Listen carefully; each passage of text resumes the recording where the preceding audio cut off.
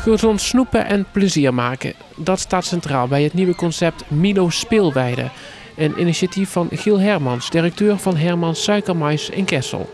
Het doel van Giel Hermans is om spelenderwijs met kinderen aan de slag te gaan om een gezondere leefstijl te creëren. Ik vind het heel belangrijk dat gezonde voeding en kinderen al eigenlijk vanaf jongs af aan dat je in aanraking komt met gezonde voeding. Want ja, er is zoveel rommel, laat ik het zo maar noemen, te koop in de winkels. Dus, en mais is gewoon een gezonde voeding. En door middel van het spel de kinderen daarmee in aanraking laten komen. Het concept is ontstaan uit een onderzoek naar innovatie binnen de agrosector in het kader van het provinciaal subsidietraject Limburgse Land- en Tuinbouw loont. De start van het concept werd vrijdag gegeven. 4 groepen van basisschool De Meerwijk uit Kessel kwamen op bezoek. Mascotte van Milo Speelweide is Milo, bekend van de Floriade in Venlo 3 jaar geleden. Milo, dat is de mascotte. En, die is geboren eigenlijk op de Floriade, dat is al in 2012. En daar hebben we in het Huis van de Smaak gestaan. En daar zagen we dat heel veel kinderen die dat bezochten helemaal verzot zijn op mais. En toen zijn we bijna 3 jaar bezig geweest van ja, hoe nu verder. En uiteindelijk heeft dat geresulteerd in dit concept. Ja, we zijn nu vandaag op de stormbaan en dadelijk gaan we dan naar het voetbalveld.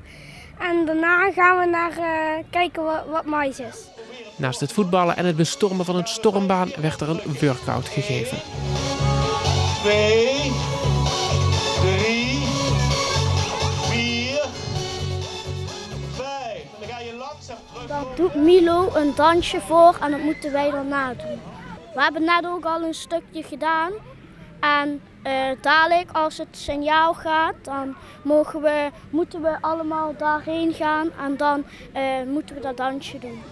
Het concept is erop gericht om op een educatieve manier kennis te maken met suikermais. Heb je wel eens mais geproefd? Nee, nog nooit. Heel veel mensen en kinderen ook, die denken nog ja, mais dat is iets voor koeien, kippen, varkens. Maar suikermais is gewoon een hele lekkere, gezonde groente die eigenlijk nog veel te weinig gegeten wordt in Nederland. En dat proberen we natuurlijk omhoog te krijgen. Heb je wel eens suikermais gehad? Nee, nog nooit. Wat verwacht je daarvan? Mij lijkt het wel lekker. In Nederland eten we 60 tot 70 gram per persoon. Terwijl in Amerika bijna 10 kilo per persoon gegeten wordt. Dus ja, er is nog wel een markt te winnen. Ja, hoe kan dat? Onbekendheid. Er wordt bekeken of het concept uitgerold kan worden over de rest van de provincie.